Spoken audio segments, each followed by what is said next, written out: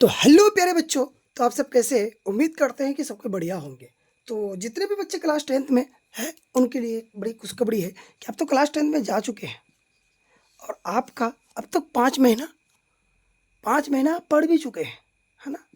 और आपके पास बचा है सिर्फ और सिर्फ 7 महीना का समय।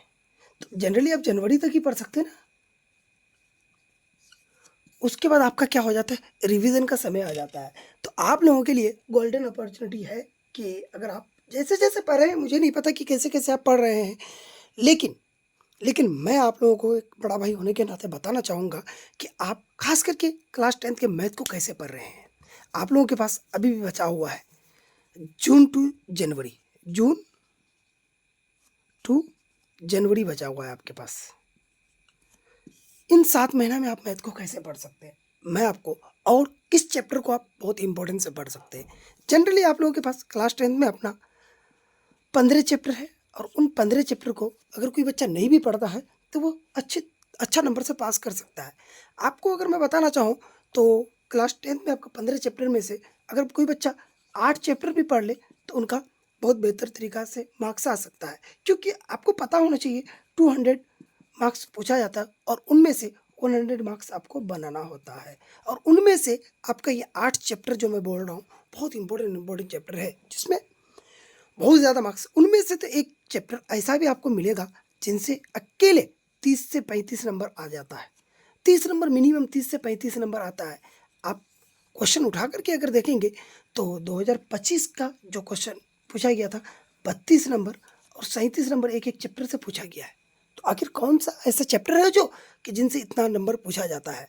तो मैं उन्हीं चैप्टरों पर आपका बात करने के लिए भी आया हूँ कि वो कौन कौन सा चैप्टर पढ़ना है आपको और कौन सा चैप्टर बहुत बेहतर अंदाज से पढ़ना है।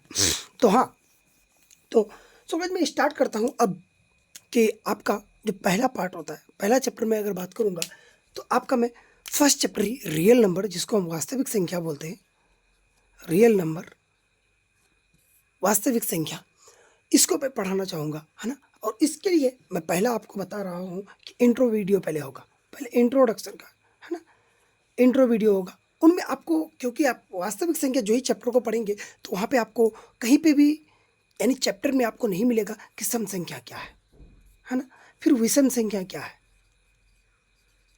आपको चैप्टर में कहीं देखने को नहीं मिलेगा। और दूसरा अगर मैं बात करूं तो भाज्य संख्या क्या है, अभाज्य संख्या क्या है, वहां पे आपको नहीं मिलेगा। रूट संख्या क्या है, अभाज्य संख्या हो गया, रूट संख्या, योग रूट संख्या, न जाने पड़ी में संख्या, है ना,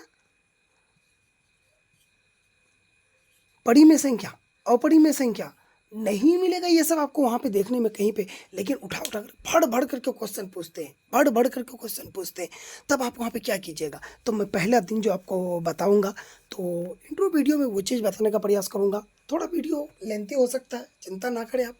और मैं जब बात करूँगा दूसरा चैप्टर तो बहुपद मैं आपको पढ़ाऊँगा, क्योंकि बहुपद भी बहुत ऑब्जेक्टिव के मामले में बहुपद बहुत बहुत ज़बरदस्त चैप्टर है ना। बहुत बहुत ज़बरदस्त मैं उसको बोलूँगा।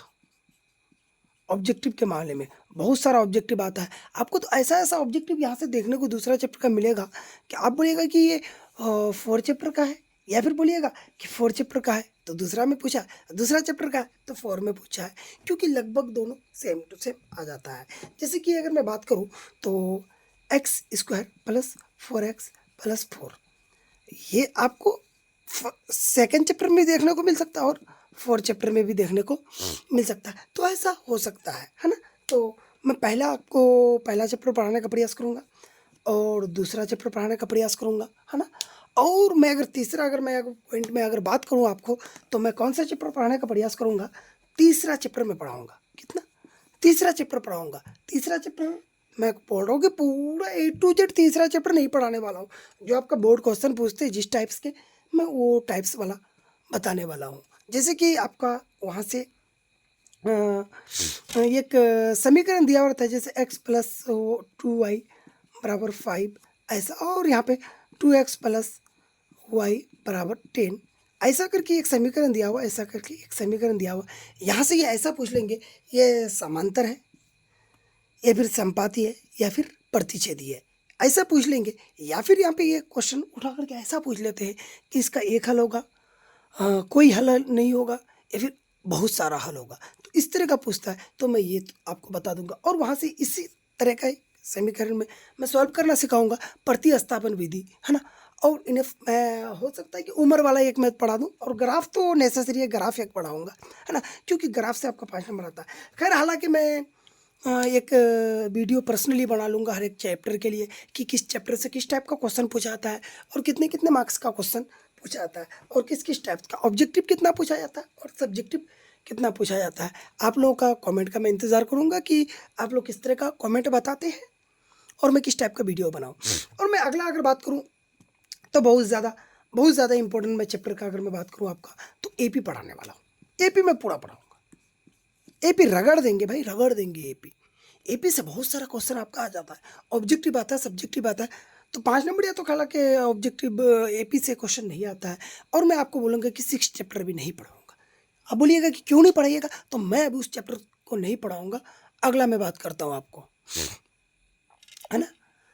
अगला अगर मैं बात करूँ तो आपको पढ़ाऊँगा 7 चैप्टर। 7 चैप्टर क्या है? निर्देशांक ज्यामिति। निर्देशांक ज्यामिति पढ़ाऊंगा। हालांकि वो तो 10 नंबर का सिलेबस है, लेकिन 10 नहीं, बहुत ज़्यादा नंबर उससे पूछा जाता है। एक बार पढ़ा दूंगा ना, दिमाग में ठूस ठूस करके भर दूंगा भाई, आप चिंता ना करें। और अगला, आप अगर अब तक अगर देखिएगा तो आपका कितना चैप्टर हो चुका है? 1 1 2 3 3 चैप्टर इधर से आपका हो गया, और 5 चैप्टर पढ़ाने वाला हूँ, और 7 के बारे में बोल रहा हूँ। तो टोटल कितना चैप्टर हुआ? आप बोलिएगा कि अभी यहाँ तक अभी 5 चैप्टर हुआ है। 5 चैप्टर हुआ ना, और कितना चैप्टर बचा? बोलिए, और कितना चैप्टर बचा? और आपके पास मैं कहूँगा कि मेरे लिए भी और 3 चैप्टर बचा है, और 8 चैप्टर त्रिकोणमिति पढ़ाऊँगा।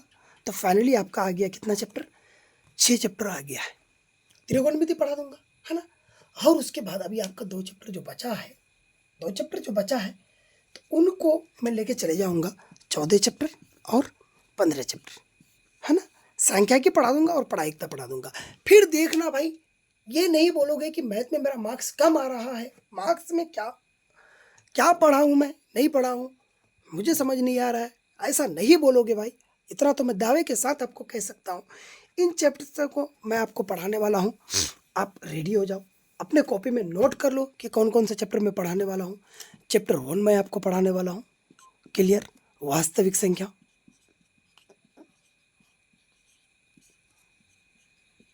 चैप्टर 2 में पढ़ाने वाला हूँ आपको बहुपद। और चैप्टर 3 में आपको पढ़ाने वाला हूँ 2 चर वाले रैखिक समीकरण वाले रैखिक समीकरण। और चौथे नंबर में मैं चैप्टर पढ़ाने वाला हूँ आपको समांतर श्रेणी, जिसको हम लोग शॉर्ट में एपी बोलते हैं।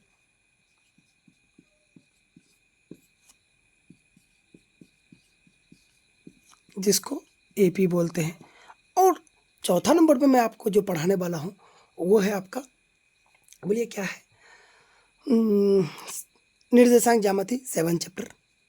5वें नंबर पर निर्देशांक निर्देशांक ज्यामिति।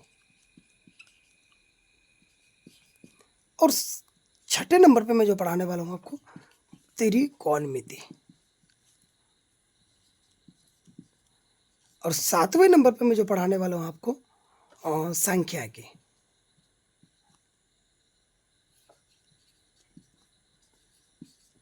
और 8वें नंबर पे मैं जो पढ़ाने वाला हूँ प्रायिकता।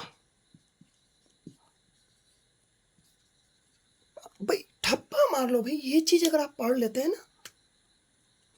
ना, तो फिर आप देख लीजिएगा कि कितना फास्ट मैं आप लोगों को पढ़ाने वाला हूँ। बहुत ज़्यादा फास्ट पढ़ाऊँगा। अब बिल्कुल चिंता ना करें। अब देखिए कि 15 अगस्त तक मेरा सिलेबस कहाँ पहुँचता है।